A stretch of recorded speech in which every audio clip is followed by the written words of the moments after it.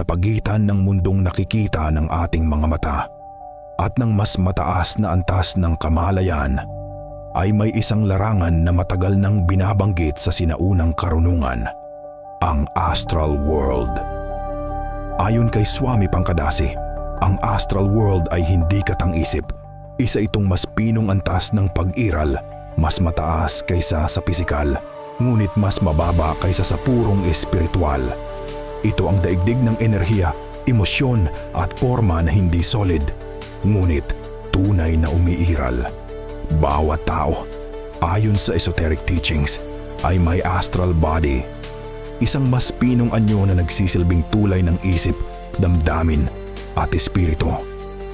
Sa panaginip, malalim na meditasyon o altered states of consciousness, sinasabing ang kamalayan ng tao ay maaaring pumasok sa astral world.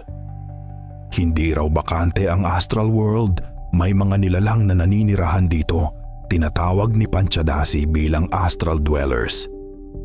May iba't ibang uri ng nilalang sa astral plane. Ang nature spirits, mga elemental beings na konektado sa kalikasan, hangin, tubig, apoy at lupa. Human astral forms, mga anyo ng kamalayan ng tao na pansamantalang nasa astral habang natutulog o nagmumuni-muni.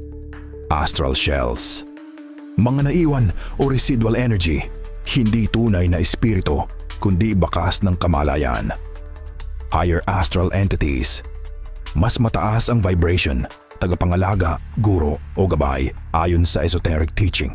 May malinaw na paalala si Swami Pankadasi.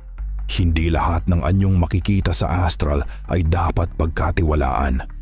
Ang astral world ay salamin ng isipan ng tao. Kung magulo ang kamalayan, magulo rin ang karanasang astral, kaya't binibigyang diin niya ang disiplina, kalinisan ng isip, emosyonal na balance at tamang intensyon. Hindi ang kapangyarihan ang layunin, kundi ang pag-unlad ng kamalayan.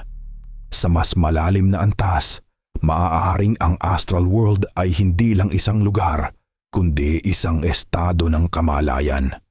Isang paalala na ang tao ay higit pa sa pisikal na katawan.